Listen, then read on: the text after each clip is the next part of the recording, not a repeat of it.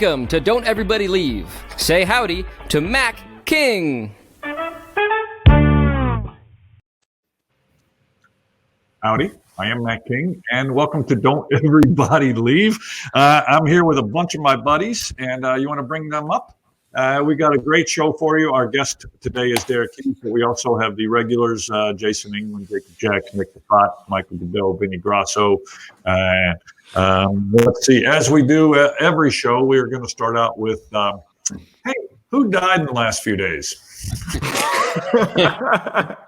It's been a rough week. I'm good. It wasn't me. Yeah, all of us still seem to be Jacob. Yeah, we're all still alive. Welcome to Morbid Bastard with Mac King. Morbid what? Morbid Bastard. Morbid Bastards with Mac King. Our old buddy Mark Wilson just passed away, and I hope that his epitaph is "Don't forget to point." Oh my God! If you feel alienated by that comment, you must not be a magician. and Hank Aaron, former home run king. Yeah, Mac, I actually, my former sister-in-law worked for Hank Aaron. So former sister-in-law. I was married, and my ex-wife had a sister, so she was my sister-in-law at the time. But now I say former. Wow, sister. What happened? I got a divorce. Oh, to Hank Aaron. Is that your only one? What's that? Is that your only divorce? It's my only divorce. Yeah. And people probably want to know a little more about it. I was very young. I don't believe that's ever been true, Vinny. I was 24. She was 35. She had a 9 and a 12-year-old that I was helping taking care of. So, Hank Aaron. He was kidding about knowing more, Vinny. No, so it was really cool. She worked for Hank Aaron BMW. He had a car dealership in Atlanta, and when we went down to visit, he gave us his seats for a Braves game. So we had these amazing seats behind home plate. And then the next day, we went in and met him, and incredibly gentle, lovely man, and also not very big, like in stature. Like I was expecting, a pro athlete, to be, 6'2" or whatever, but he was just a normal sized human being. And he was just, yeah. Your scale is a little off, buddy. Right. You should report that Vinny is not a giant. No. Vinny's not a giant, but I think, baseball players they're not giant guys, right? They're not big. You don't want to have a big strike zone. Yeah, but you think the home run king, at the time he was still the home run king. You would just think that for hitting home runs that you'd have to have some stature and power, but he was not a huge human and still did amazing things like that. We just got a little bit of info from our producer. And if you Google Hank Aaron height, he was 6 foot tall. So, well, okay, then he were shrunk. You standing on a phone book, or yeah? he definitely shrunk as he got older. I guarantee you. Or it could be most athletes, their stats are embellished, just like my online dating profile has me as 5'8", and your promo video and your I'm 5'7" and a quarter. Today on the show, we had a Hank Aaron story, and as a bonus, it's not true. Tiny man, little tiny man. I'm telling you, he wasn't 6 foot. I guarantee you. Branch Rickey, he was a baseball manager, but I could be somebody else who at one point hired a little person. Sure, Ernie something. To bat. To get for a ball. Because the strike zone was like, tiny. Yeah. Wasn't his name Ernie something? Wasn't that little batter's name? I don't remember his last name. Little batter's name. that was always on like the Guinness Book of World Records or Ripley's Believe It or Not. It always popped up. Yeah. Yeah, I have a thought it bunch was- of things to say that will get me canceled. Right. What do you got? I was going to suggest the name Hervé Villachez. It's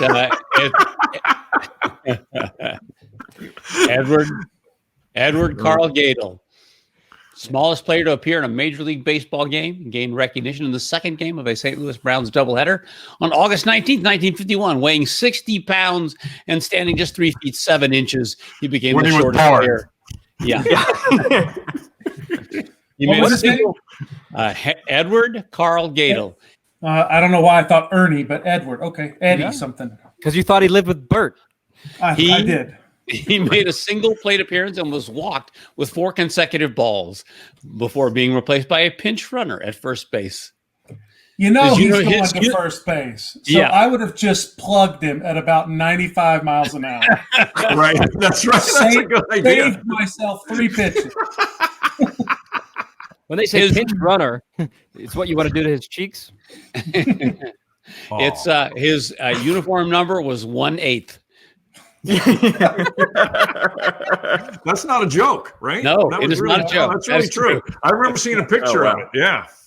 They actually changed the rules because of him. So if you look, they can't do that anymore. What does that mean? You can't be You can't have with a last height minute requirement roster. for baseball. No, you can't have last minute roster additions like that. You can't just Oh, throw right. Yeah, someone yeah, in yeah. on the afternoon. Yeah, but I mean, but somebody could. I mean, I don't know why they don't do that. Just have somebody. Actually, I would say, have 3 guys on the roster,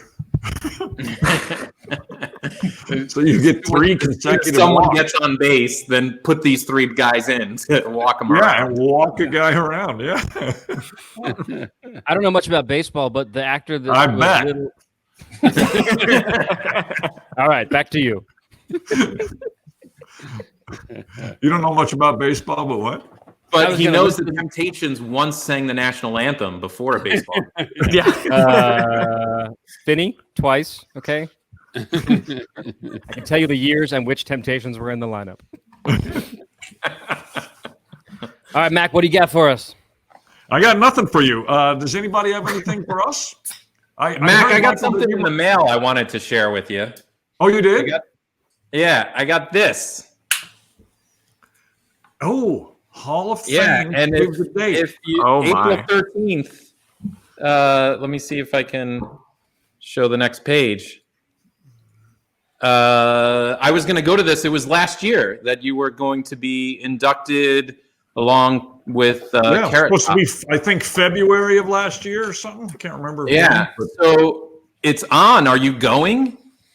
That's not worth my time. Yeah, I'm gonna go. I think they have like provisions. It's depending on Corona stuff, whether it's going to be inside. Like PETA Plaza on the UNLV campus is outdoors, I believe. So I think this year's, they've never done it like that, but I think this year's is going to be outdoors. But I hope Ann Margaret is going to be there because, I mean, Wow. Yeah. I believe there's like a big sex party with all the inductees. Because then after that, you could say that you'd slept with Ann Margaret, and people won't check the date, right? Well, Right?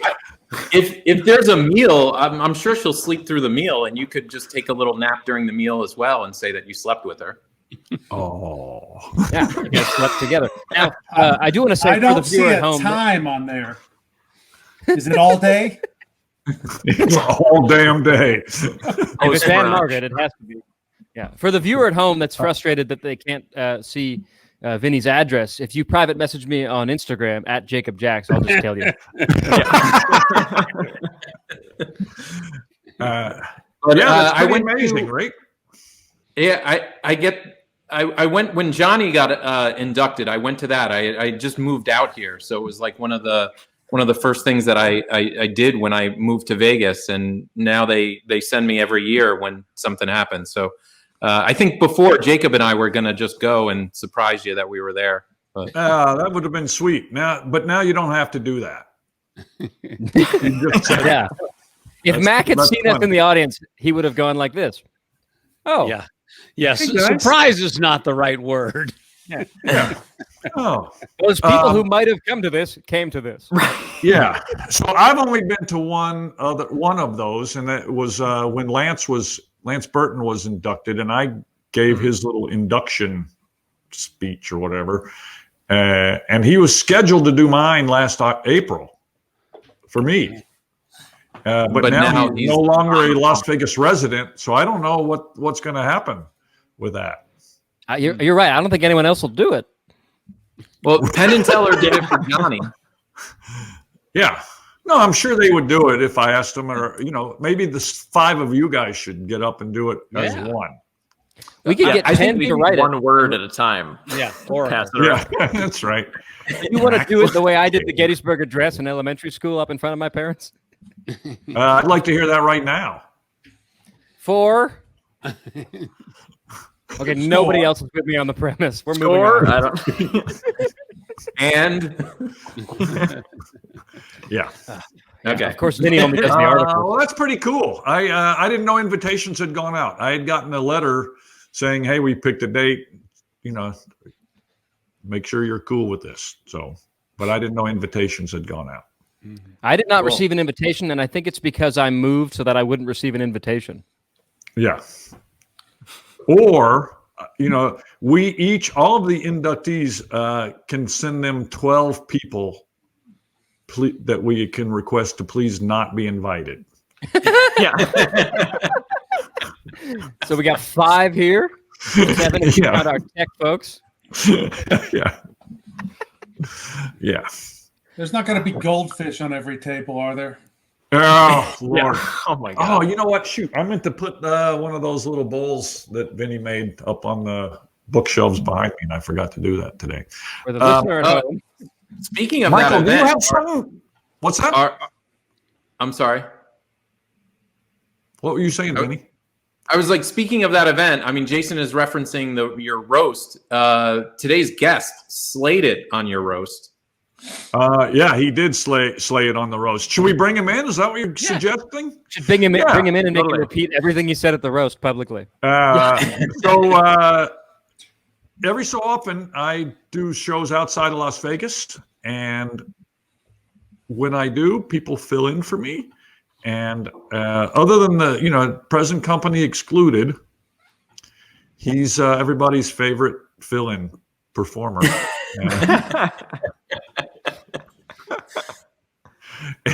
And please welcome our pal Derek Hughes. Hey, Derek. Guys. Hey, How are hey. ya? Derek, are you Crew. standing? Yes, I am. He's a stand-up magician. He's committed That's to that. it's I'm telling required. It's yeah. It's because I'm all he about wants us branding. to know that he wants to go soon. Yeah, I don't have much time, boys. I'm prepared to leave right this second. No, it's a attempt to burn calories. It's like a standing desk. Yeah. I just try to stay on the more I stay on my feet, the more I might lose some of my COVID 50. Dude. Yeah. All of us. And it's really. I think I never had any problem with weight gain ever in my life. And then in the last 10 months I put on about 12 pounds. And and 2 weeks ago I decided I don't want that on me, and it's been really hard to get rid of. In 2 I weeks, see a package yeah. of fake nipples in the background. No, but I mean even a pound or two in 2 weeks. I'm Yeah. down Is it 50 because- pounds since January 1st. You're down 150 pounds. 15. 115. 15. You said Yeah, 15 if you're willing to pounds, not- right? 15. To not be 1-5. happy. I mean, you, Yeah, Michael, 15. you did have some dramatic weight loss at one time. I know the first rule of Yeah, Potato Diet Club Club. is you don't talk about Potato Club. I call it Potato Club. That's a good call. But you're down 15? Yeah, I can't seem to budge, Like I had this thing happen where I got an app on intermittent fasting, and it was working like a charm. I mean, I was losing up like about 5 pounds a week, initially, for this, and it was feeling great. And I'm using a scale at home. And then I went off the rails when I had to go get a COVID test. So I went to a doctor's appointment, and they weighed me at the doctor's office, and my home scale was off the exact amount I thought I'd lost. Oh my God. So even though I had lost 30 pounds, but in my mind I was 30 back. And it was so frustrating. I kind of gained it all back. Your wife's just going in and turning really it down sexy. a pound a day. Yeah, she's not happy. But what did you think of the fasting mustache? is what works. The intermittent fasting is, I think, what works the best for me anyway. Don't get your medical advice from jugglers, but not eating for 20 hours a day and having a 4-hour window and then eating only vegetables works pretty well. Oh, only eating vegetables in that window. I thought it was anything goes in that 4-hour window. No, stupid. Got a turkey leg in one hand and an ice cream sandwich in the other. Yeah. And by I'm turkey going to leg, have I a mean- ham. I'm pretty sure I can eat a whole ham in 4 hours. I know the title of Pace today's yourself. show. Which is I'm pretty sure I could eat a ham in 4 hours. Yeah. The challenge is on. Challenge accepted. Yeah. I could probably go My get a fast ham. begins in 1 hour, so I'm gonna hit honey baked. Are you eating I'll right tell you now? How I do? No. I eat. I actually the window starts in 7 minutes, but I'm gonna push. I won't dive in. I'll hold off. I'm going to call you. No, honey we don't baked mind ham watching now. it. You don't want to see it. Some of us So there really, are YouTube videos, right? Aren't there YouTube channels with millions of followers where it's just people eating food? Yeah. Yeah, I believe Mukbang? that's. I believe that's a kink. Yeah. I thought it was just about loneliness. Like I have no one to eat with. I know. I'm going to eat with somebody. I bet Speaking that's of lonely people eating food, when the pandemic first started, we would get together and on Zoom or whatever play like Jackbox games, and Jacob was eating his dinner, and I asked Jacob, "What are you eating?" And it was a tortilla with mayonnaise, and that's it. That was it. And it was out of a Tupperware bin that was red from like spaghetti sauce, but probably from a year before. Guys, you promised I could use this show to meet girls. Yeah. We You said didn't you say have what kind. Tupperware. I would like to say something in my defense, but since I don't have anything, I think we should move on. Yeah. No, I want to say that both, and this is mostly because I want to keep this job, that both Mac and Derek are in my like top 5 greatest comedy magicians of all time. And I was hoping. Wait, go ahead. You have a comment about that, Derek? No, I'm just Yeah, pointing Vinny at you. Grasso's here. Oh. I left enough room that it could be the other 3 guys, including myself, if I'm an egomaniac. No, my favorite thing in the world is worst heckler stories or worst show you ever had that went badly. And so I know you must have some, Derek. Well, I'm still stuck on a mayonnaise tortilla. Is that like a family tradition, or was there just Cultural. nothing left in the fridge? I changed the what's subject to story? I changed the subject to a compliment of you, and it still didn't work. No, because it sounds intriguing, and I might try it after the ham. Okay, it's like it's a Worst tie. heckler. Worst heckler. One of my teachers was a guy, Eugene Berger. Everybody knows, well, in this room knows Eugene Berger, and a big thing he talked about was hecklers just want to participate. So I've never really viewed hecklers, and I can't right off the top of my head think of a time where someone was just a nightmare. That would be also an entertaining story. There was, I did a holiday party a little over a year ago, and the client had warned me. We have this one guy. You don't ever and right now. he's- You don't have to say a little over a year ago. That's true. True that. And I was like, no problem, because of the, I really, if I know if I stick to my material and I keep it energized, usually there's not a lot of room for people to take over. This guy was it was like 8 rounds. He was facing away from the action, and he would just turn around and say nonsensical crap, and then turn back, and he was like super obese and just like, it was mentally ill, his problem. And I'm like, the whole show went off the rails, and I tried to engage him. Like I tried to go down that rabbit hole, and because often you'll discover something, and there was nothing to be discovered. And afterwards, as I'm packing up, I the woman's like, I'm so sorry. And I'm like, is he someone's brother, or like, why I asked this, I said, is he like really, really good at what he does? And she's like, no. Like, there was just no, like, why is he in the company? He's no status. It's just like, he's been there from the beginning. We started small and he's grandfathered in. And so the loop around is, my booking agent said, well, what do you want? What do you want? I got him to pay me double because of the guy. They're like, we're so sorry. Like, they felt bad. They paid me twice my rate. So that's the best heckler ever. I guess that is the best heckler ever. Yeah. What That's Eric. I want one of those at every what show. do you do with that extra 100?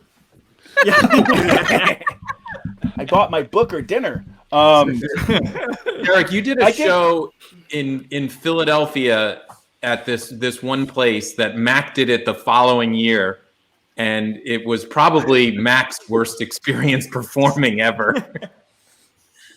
Mac, you want to tell them about you? We don't need to go down that road.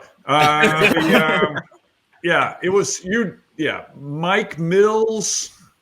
We did Mike Miller. That room full of drunk guys in tuxedos. Yeah, that's all we need to say. I don't think we need to call them out. No. Yeah. No.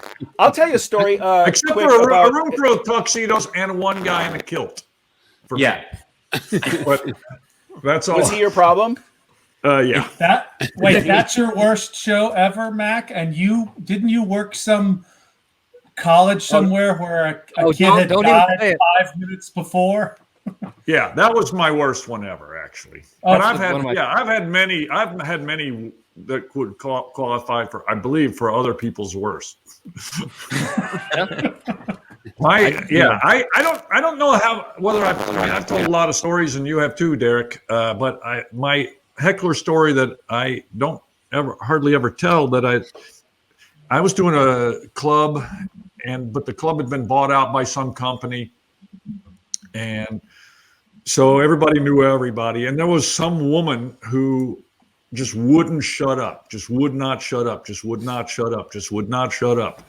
And this club, I really liked working there, and they almost always had somebody in the back, a doorman or something, who was really good about, policing the room if necessary.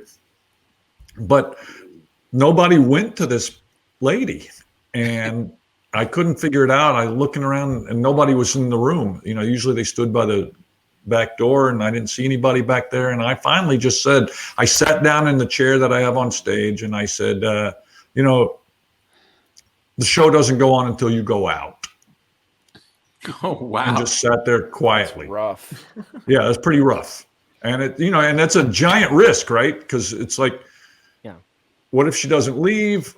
And what if she does leave, how much, how easy or hard is it going to be to get people back on my side? Or it's just, but it was, there wasn't going to be a show if she continued. It just was impossible. And so finally the crowd egged her into leaving. And I got back up off the chair and started whatever trick I was in the middle of or doing. And then some dude who was sitting at her table stands up. And he's a big guy, and he's wearing a hockey jersey. I can picture him and walking towards the stage. And you could hear people's assholes just closing up tight. Let me get Right. these scissors out of my pocket. Yeah. And he gets up to the edge of the stage and he goes, "That's the last blind date I'm going on."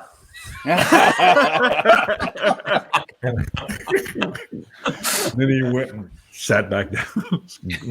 You were not expecting 100% empathy. No, I was not expecting 100% empathy. It was great. Really good. Wow, that's amazing.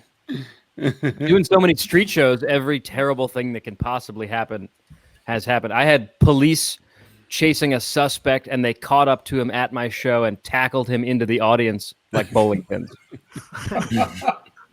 Fantastic. Bam, knocked him down. They fell down. I know that's a lie. Unless you mean like 9-pin bowl. What's the least amount of Lawn pins bowling? you can have when you bowl? Skittles. Oh wait, so you're saying no one shows up to see me? Is what you're?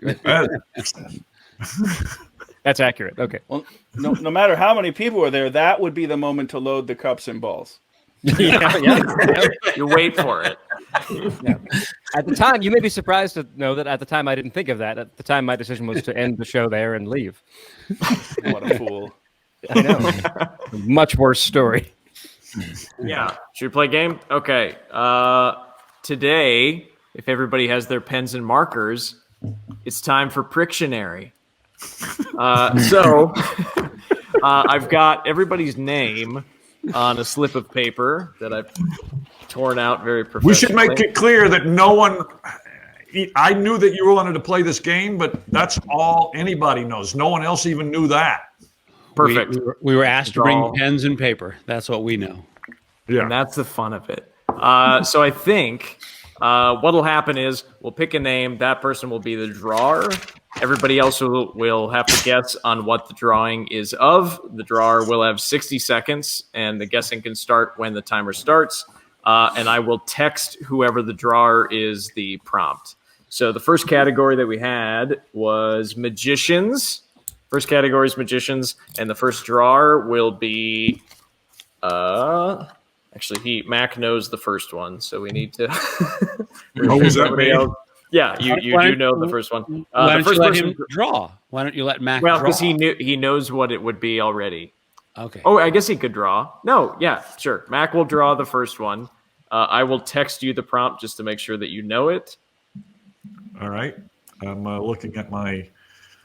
And I will start up a Okay. timer. Yeah, no, it came through. Got it. Good. Okay, I will start the clock at 60 seconds. And Mac is the main thing. Cool. And the timer starts now.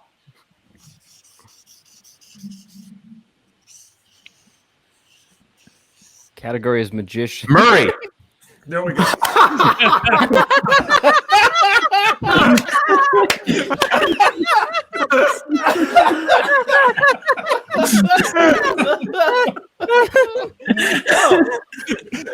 A wonderful first round. And was that Vinny? That was Guessed very correctly? fast.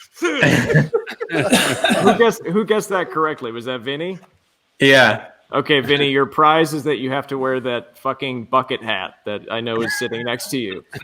And the person drawing will be Jason. So, Jason, I will text you the prompt. Oh, and by the way, if Derek guesses, he's playing for Brett Soul in Louisville, Kentucky, and Brett will win a set of Mac King lecture notes. Oh, nice. As if he And- doesn't have Okay. 7 autographed copies, but Yeah. Okay, Jason, did that come through for you? So, Jason, did you get the text with the prompt? It did. Okay. I have not started drawing yet. I'm thinking, Perfect. but I'm not drawing.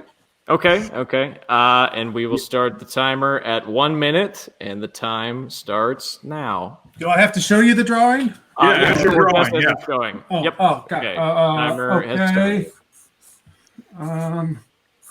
Abraham Lincoln. Pilgrim. Quick, Jeff McBride. There you Jeff go. McBride. Jeff Ding, ding, ding. Brett gets those That's lecture pretty notes. great with the Yeah, the wing hat was the giveaway, Yeah. I assume. Yeah. Or the The long light- curly hair, apparently. Yeah. The third You eye. didn't even do a mask. Brett That's won those great. So notes. Brett wins lecture notes. Great. Yes. He can have a second set of Matt King lecture notes. So the next And Brett, category, I'll sign those for you if you want, Brett. I found a list of dirty Pictionary things. And that seemed to be fun. So the drawer for the next one will be Vinny. Vinny and Vinny's bucket hat will be the drawer of the next one. I will text Who guessed you, Vinny. Pilgrim? Yeah. And how many points is that worth? I do not want to see what Vinny draws in Dirty Pictionary. This one is, I picked out 2 or 3 very tame ones. We could do a not tame one and see if it gets censored out. But we've got, okay, Vinny, do you have the prompt? Yes. Okay, and we've got 60 seconds on the clock starting now. Another pilgrim. Murray. Secondary pilgrim. Dynamite.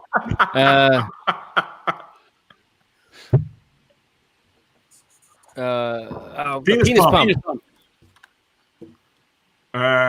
Pump it up. Pump up the jam. No, Wonder Woman.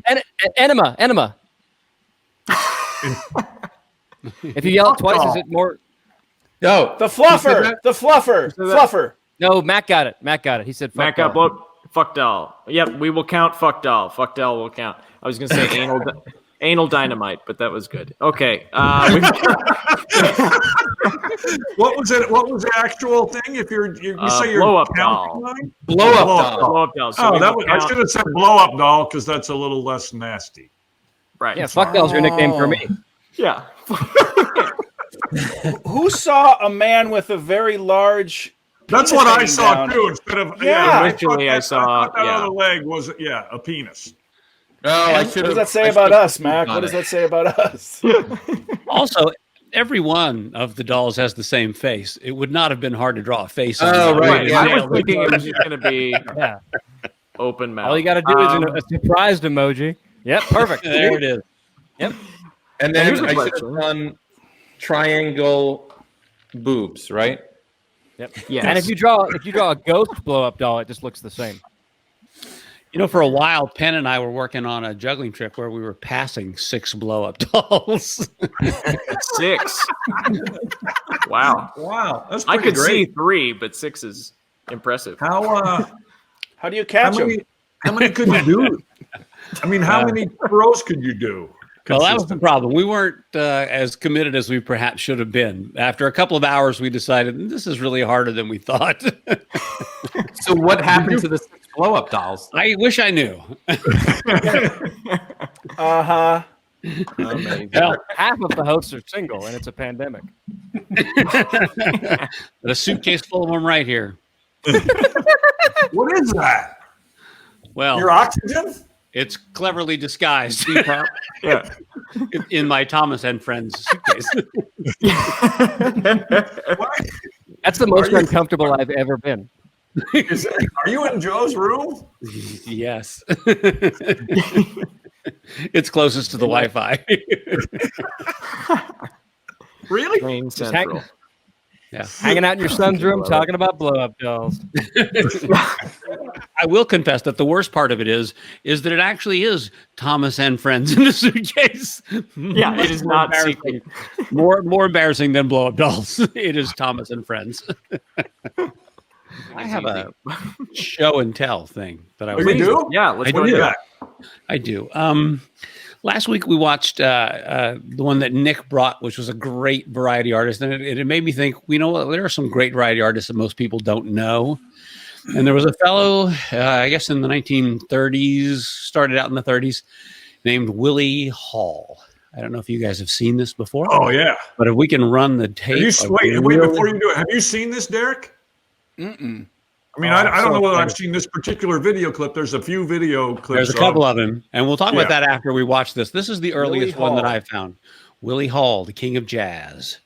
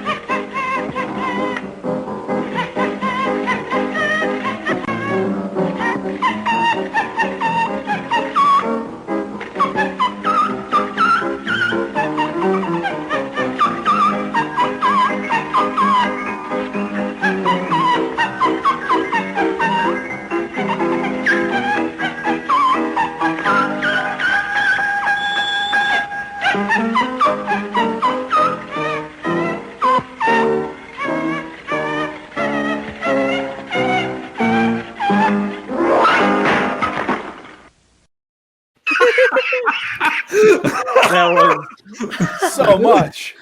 Isn't that the So best much. ending of a variety show you've ever seen? Hit with a chair.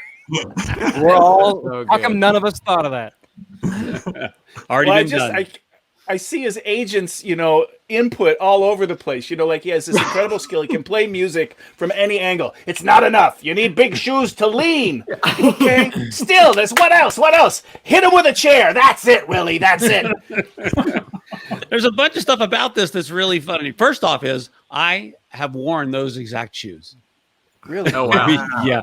Yeah. There's a fella here in town who owns those shoes and doesn't know what they're for or anything about them.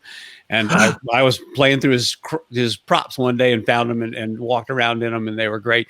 And it's impossible to stand on your toes like that. Impossible. You just can't do it. Wow. So hard. So you're talking about a fella that has some collectible items, doesn't quite know what they're for or worth. Right. Copperfield. No.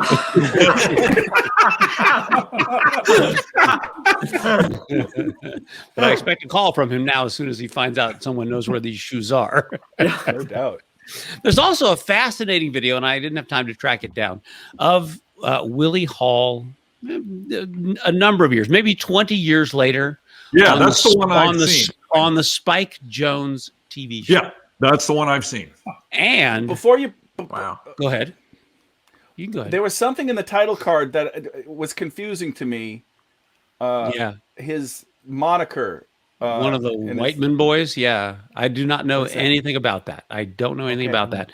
But what is fantastic is seeing someone doing the same 5-minute act 20 years later in his life. Because as all of us know, you get better as you do it a million times. And by the time he's on the Spike Jones show, he has done it a million times. And there are a whole lot of more gags and a whole lot of perfect in it. As great as it is there, it gets even better. Yeah, that's what I was going to say. I thought the one on Spike Jones was even better. I mean, it's more Yeah. streamlined and more. The timing is better. Right. I It's mean, got nuance. every tiny little thing. Yeah. Every moment of it gets a laugh on the Spike Jones show. Yeah. Do you But I have believe that? Or the Spike Jones estate has blocked it and made it really hard to find, and I just didn't have time to track it down this morning. So I might have it on VHS. I know Wow. Charlie Fry does, and Yeah. because that's where I got my copy from. That's where I first saw it, and it's. I have one question. What's a VHS? right, right. No, I think people that aren't performers, or maybe especially people who aren't variety performers, it's so counterintuitive. Not just that you're better at a trick 3,000 times into doing it than you are 100 times into it, but between 3,000 times and 10,000 times, you're still changing stuff and making it better, right? How many times have you done that rope trick that you open your show with, Mac? If you had to estimate the number. A dozen. 20 or 40. I mean, it's at least 20,000 times. yeah. So here's a question, Mac. Can you recall the last time you had an idea, an aha moment with that rope routine that made it one step better? Just say I don't recently. remember. I can't say no. I can't specifically say the last time, but I can tell you that it hasn't stopped happening. Yeah, That's what's tiny little amazing to thing. me. Yeah, it's one tiny little thing where I go, oh yeah, that's better. And also I don't mean doing it that many times. It's unclear to me whether those new ideas are actually better, or it just makes it more interesting for me. Sure. And no one else notices. Right. There's a novelty aspect. Yeah. I was going to say, in the 11 years that I've seen you do it, I think about 11 years, you've added 2 or 3 touches to jokes or new jokes to that have made it better. I mean, you added a Princess Bride reference to it a few years ago that makes 20% of the audience laugh really hard every time you do it, which, You'll have to remind me of what that is, because when I start doing shows again, because I don't even remember what you're talking about. Yeah, I want to point out, this is the best part of having Jacob as your friend. You'll do a show and he'll go, how come you left out the Princess Bride joke? And you go, oh, the Princess Bride joke. I used to do a Princess Bride joke. I can put that back. I put a huge laugh back in Godot's act. I said, you used to do like 3 gags with that blindfold. He's like, oh, I had a blindfold in my pocket. I didn't even take it out and use it. Yeah. What's the Princess Bride joke, Jacob? I mean, so you're asking me to do Mac's material?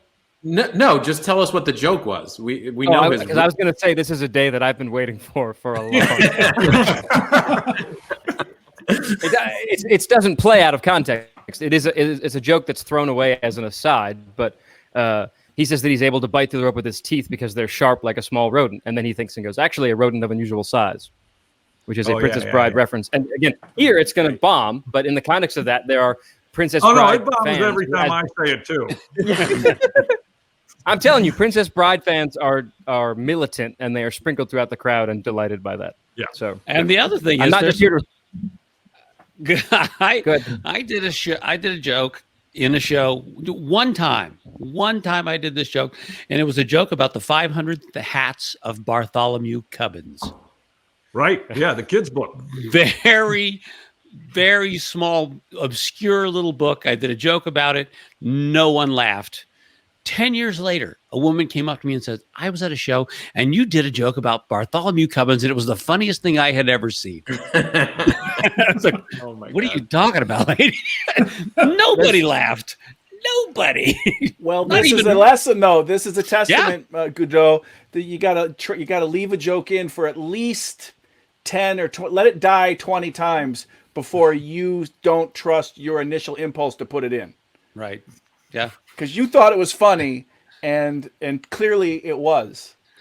Right. But we also have that realm of knowledge problem, and that is that, how many of us here have even heard of Bartholomew Cubbins? You know what I mean?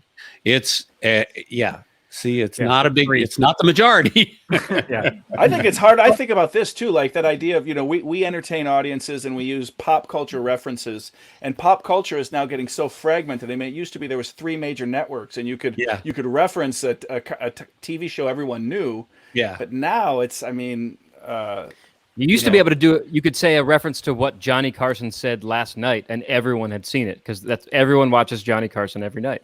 Yeah. And now he's dead. I think we looked at him to death. No, there's a great Joel Hodgson quote, the creator of Mystery Science Theater 3000 and a million other great things. And he always says, not everyone will get this joke, but the right people will get this joke. And I always try and think about that when I put stuff in my act. But I also think there's the converse of that is if your entire act is niche references, then you might leave some people out. But then you're Gilbert Gottfried. Hey, speaking of dead guys, you have to leave. No, but God rest the soul of Mark Wilson, and I want to tell you guys, if you haven't seen it, the movie One Night in Miami, which is up for a bunch of awards, and will be recognized. In the beginning of that film, there's a Mark Wilson reference. Oh, really? One of the performers is there's a black musician he's gonna sing at a club, and the booker at the club's like, I could have had Mark Wilson. Yeah, And, And the other guy, the other night, we watched that movie on the back patio. Jan and me and Jacob Jacks came over and sat 8 feet away from us on the back patio and watched that movie. And we all looked at each other like, "Holy moly, Mark!" Yeah, how cool is that, put right? references like that in, it's for the people that get it. It was like that was for me, because the guy in the movie, the guy responds. He says, I could have had Mark Wilson, and the other guy says, Mark Wilson from the magical world of Alakazam. Like, super Yeah, the magical land of Alakazam. Yeah, we were just giddy.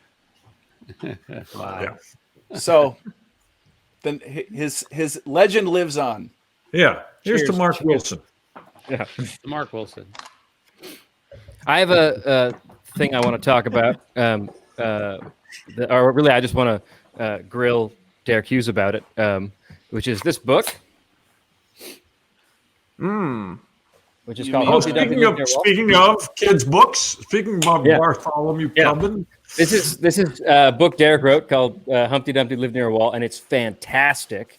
And it's kind of if I describe it, I'm going to just make you mad. I feel like it's a reworking of the classic Humpty Dumpty poem with beautiful illustrations. And I know you And performed. Mexico paid for it. Yeah. What did you say? I said, and Mexico paid for it. That's right. That's right.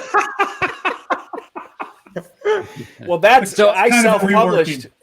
I self-published that first edition, and Penguin Random House picked it up and bought it. And I do feel like the politics of the time was played no small part in them being excited. On the back of the book, it says, "Looks like the wall may have finally met its match." And I think Amazing. That's awesome. So, I mean, other than plugging it, which I do want to do, I wanted to ask you, because you performed a magic trick version of that story on America's Got Talent. And I'm just curious if you had the story first or you had the. Oh, yeah, there it is. Yeah, so I just want to know how you came up with that, and if the magic trick was in mind first, or reworking the story was in mind first, or how that happened. that's I'd love to share that. I kind of mashed up a Gene Anderson paper tear with the poem that was in this book. And so I had originally written the poem, and I performed it in my show, spoken word, just sort of a non sequitur interlude. No trick involved at all. No trick. And but I did it after a trick failed. I used to do a gag with the paper tear where I miss a piece falling to the ground. I don't see it, and then, oh damn it, and I end like I failed the trick. And I would say, it's okay to fail, and I talked about we're all afraid of failure, and it's because Humpty Dumpty fucked us up. The story messed us all up. So I rewrote it, and then I do this poem where Humpty's a hero. He climbs the wall, and he still dies, but he inspires the kingdom to all build their ladders and climb the wall. And people would come up to me after and say, "Who wrote that? Where do I find it?" And I'm like, "Merch." So I asked my good friend Nathan Christopher, would he illustrate it? And Nathan is an insane local artist here in Minneapolis, attention to detail. And he was taking not months, but years to illustrate this short poem. And I'm like, Nathan, I would write him. And he's like, not ready. It's not ready yet. And I mean, there's a reason, like the illustrations are just... Oh, wow. I mean, yeah, wow, off the charts. He one of my favorites. Yeah, I think one of my favorites. You know how long it takes to color in a red page like that? It's awful. Yeah, unbelievable. Right. So he's taken forever. So then I'm doing America's Got Talent, and I know I want to do the poem in some way. Like, I don't know how I'm going to do the poem, but I want to. Delgadio, our friend Derek Delgadio, is like, you got to do the poems. You got to somehow do that poem. And John Lovick was like, you should do the newspaper. You should do your Gene Anderson paper tear. That's a good trick. And that was like, hey. So I contacted a printer in Minneapolis in a 1-week window between live appearances at Radio City. And this guy, he championed the idea, and this industrial printer made 100 copies of 2 panels that I could fold together on newsprint. And and then I wore pajamas and I went out on stage and I said, I'm going to read my kids their bedtime story through the miracle of live television, something I can't do when I tour the country. And then I, read the story and tore it up and put it back together. And I would love to add that to the show, but you can't see that the idea came from NBC could do a huge book on the LED wall behind me at Radio City. So I could have this huge book and the pages could be turning as I'm standing center stage, paging through the booklet, and everyone could see that detail, from in a 6,000 seat venue. But I can't tour. I don't have IMAG, when I'm doing one nighters. So I have a stack of those. You don't have a truck? No. You don't have a truck that says the magic of... Go ahead.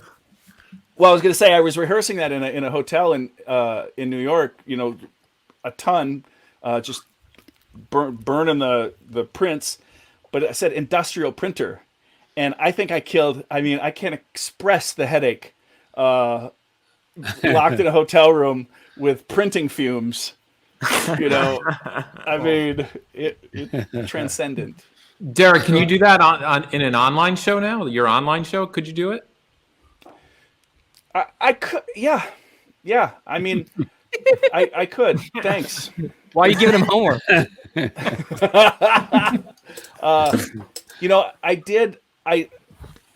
The plan is, okay, so you guys, Nathan, it's not ready, so I really shouldn't do it here or talk about it. But the idea, this is stupid. Why am I even? The idea is... This is stupid, but it's great. I have a PDF version of the book, so the idea is I would show the panel where Humpty is sitting on the wall.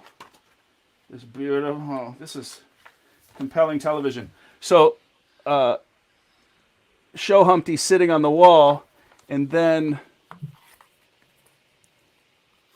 Whoa! Get Humpty. And then That's and then great. he'll be gone from the wall. But again, why did I just do that? Thank you. Yeah. So Nathan painted this ostrich egg. That's This bananas. guy, this kid. That's He's fantastic. nuts. So I've certainly never done a TV appearance that big. And how many individual appearances did you do on AGT? I think it's 7, but I don't count the last one. So here's the last one, and this is, he's a very good friend and a sweet person.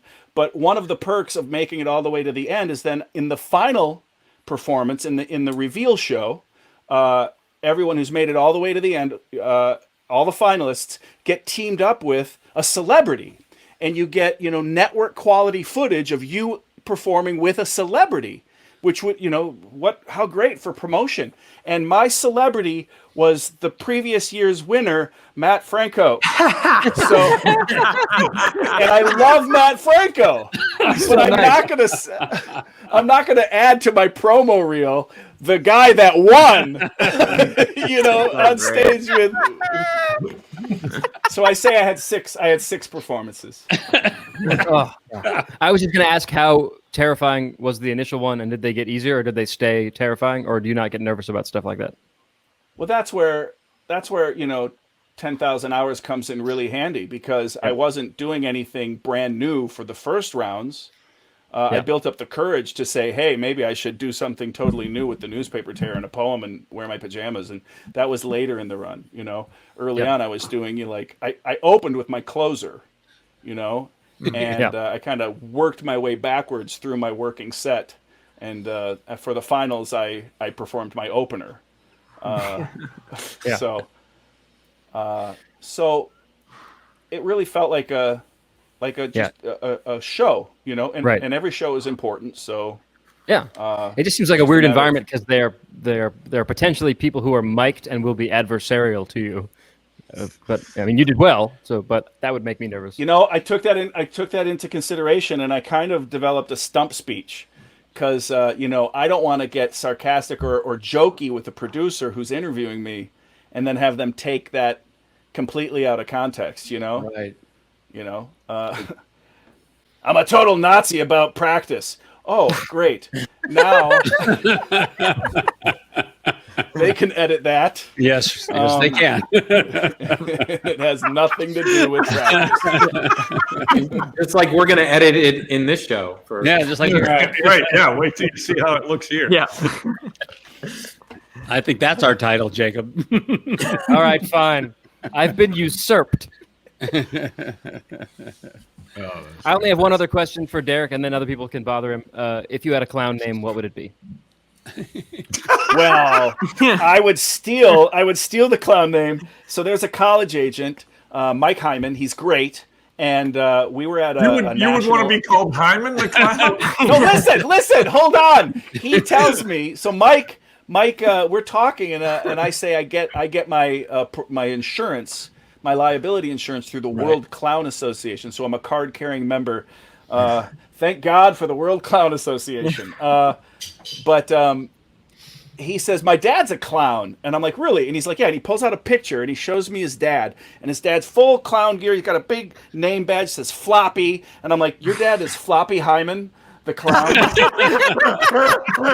So I'd be Floppy Hyman. All right. I'm glad I asked. Derek, do you want to play a fun game? Yeah. Okay. We're hoping so. We have a game here that we call "Did Jacob Say This on Tinder?" And what I'm going to do is I'm going to say a sentence or a statement that Jacob may or may not have said on Tinder, and we'll go around and ask people what they think and why they think he did or did not say it, and then the final vote. None of us have heard any of these. No, and I don't know whether it's true or not. Jacob gave me a list, and I don't know which ones are accurate and which ones aren't. And if you can get 2 out of 3, we're going to give a prize to. Do we have another person that Derek can play for? Yeah, they're playing for. Let's see, Bill Arnold in Minneapolis. Bill Arnold. Oh, a fellow Minnesotan for you. Yeah. So at no All point right. do I get a signed copy of the lecture notes, just to be clear. Correct. So But you get no copy of any kind, actually. Seems like the most vulnerable person in the game should get a present. The first one that I have here, did Jacob say this or did he not on Tinder? I find people a lot younger than me less interesting. That sounds, I mean, I know he, in fact, believes that. But whether he would say that on That is Tinder- not the question. That is Yeah, not that's the right. question. That's not the question. But do you think, Mac, do you think he actually said that to someone? Well, yeah. I mean, I don't believe Jacob. I feel like on Tinder, the person he's talking to's feelings don't matter as much to him as maybe they should. You could probably say that in general, right? I would say, Oh, I would true. say he did not say that because that's not insensitive enough. Oh. Okay.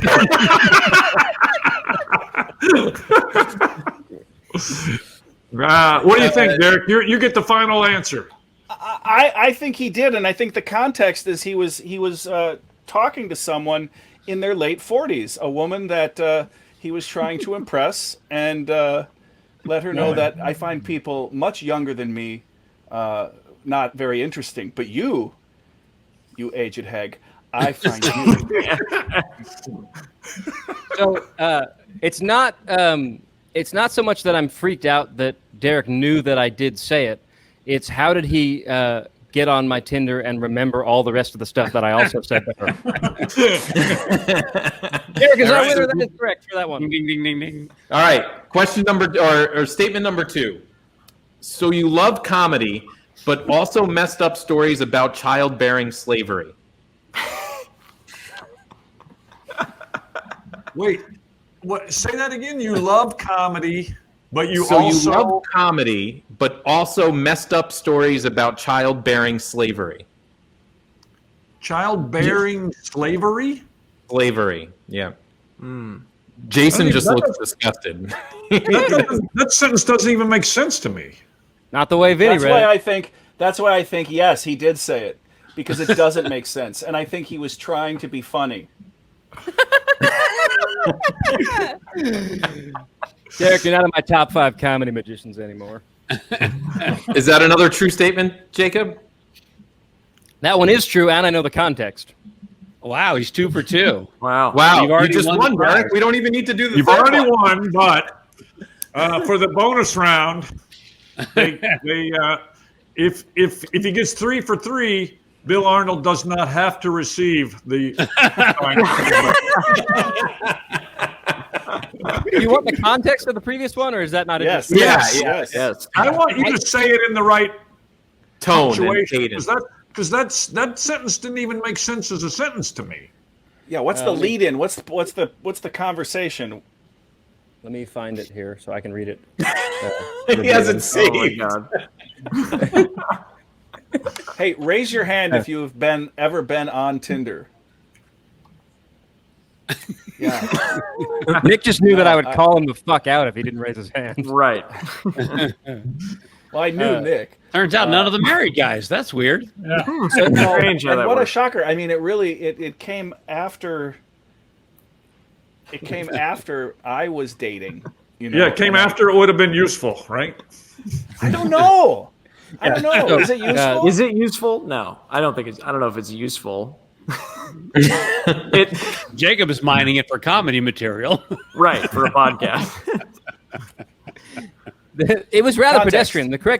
The correct inflection is so you love comedy, but also messed up stories about childbearing slavery. And it was just me asking someone what their favorite TV shows were, and she said South Park and Handmaid's Tale, and that's my description of those two genres.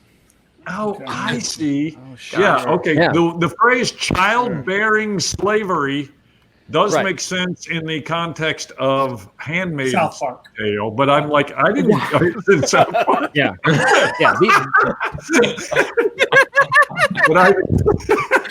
But I did not. Those words in that order didn't make any sense to me when you said it. I Got couldn't it. think of a more epigrammatic way to categorize that show that was also funny. But maybe I just shouldn't be on Tinder. Yeah, Bumble. All right, so we got one more. Yeah, we got one more. I am fully ready to be nerdy now. Oh my. Is there an I option mean, for? I just hope you didn't. say because, did he send you only 3, or did you just pick 3 from a big giant list? I have a big giant list. Oh, and okay. I, So I, it's I not- basically did the first 3 on the list. I didn't gotcha. even jump around. Yeah, okay. Well, I'm going to And I say did- that's true then, because he sent you probably like 6 true ones and then 6 false ones. Right. I did not tell him the ratio. I think I sent him 14, and I didn't tell him the ratio of how many of them were true. and I asked him to have them not all true and then false. Oh, I got afterwards. you. All right. But I don't know if he, I don't. It's Jacob. I don't. It could- I find the idea that he has another gear out of nerd to be confusing. But Now But I'm going to what- get nerdy. Now. it would be accurate to say that that is true that I have no other gear, but would I want to present myself as having other gears to a woman? Are any of Yeah, the it's- entries? Would you like to come over for a mayonnaise tortilla? For a Oh, nice you- warm you- mayonnaise tortilla. You skip to the next segment, which is this week's euphemism. Oh god. Are you guys speculating more, or do you want to know? Derek, can you go 3 for 3 here? I'm gonna say that. Yeah, he said that. Derek Hughes is 3 for 3. Nice. Nice. So Hey-o. Mac, I think you are correct. You just gave me all true statements followed by. Mac- Yeah. Mac is I the know true that- detective. Yep. I think I mean we've been talking for like 70 minutes, and that seems like a good length for a show. Anybody got anything Side to wrap note up? is- I want to The thank side Derek. note is Mac's wife just texted him, "Can I come into the house now? Are you done?" So Right, correct. Yeah, Before we end, I am curious. Is DeFat at your house? He might not know yet, but yes. I mean, is that a green screen of we all, Matt's living room? we all quarantined. Me and Jen and Nick all quarantined at our house, at our own houses for 2 weeks, and now And then we picked a house out of a hat as to which house we were all going to go to, and somehow we ended up in Mac's house. But instead of the So, one-bedroom really? apartment. Nick's in the casita for I don't know, a few days. And he comes in the Oh, house. great.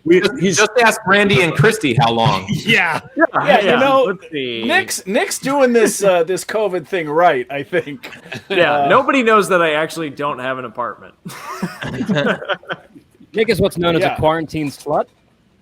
Yeah, Yeah, no, it's not that people don't know you have an apartment. They don't know that you don't have a castle. right. Yeah. I just take pictures of other people's showers and put them on the internet. That's my game now. On Tinder. The one thing I do want to make sure we get to before we leave is, Derek, where can people buy that book that is best for you, and where can they find out more stuff about you? Hey, great. Standupmagician.com. Standupmagician.com. There's a link to the Penguin Random House site where you can buy a copy of that book for yourself, and links to some videos of stuff that I've done. And you can also email me or contact my corporate booker. I'm pretty lonely. I may email you For after sometime in August. Thank you, This guys. is super fun. Hey, thank so you. much Oh for no, inviting me to be a part of Derek, it. thank you, and Jacob, Vinny, Nick, Jason, Michael. Thanks to Stephen and Nikki Sokolsky for all the behind-the-scenes work. It's fantastic. I want to just end this by springing a question on Jacob Jacks. Jacob, what was my favorite thing from the show today? Your favorite thing is that I'm fully ready to be nerdy now.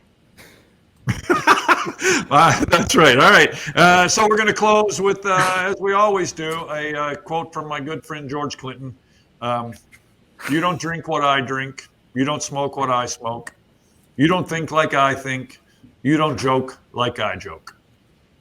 See you next time. I'm Matt King.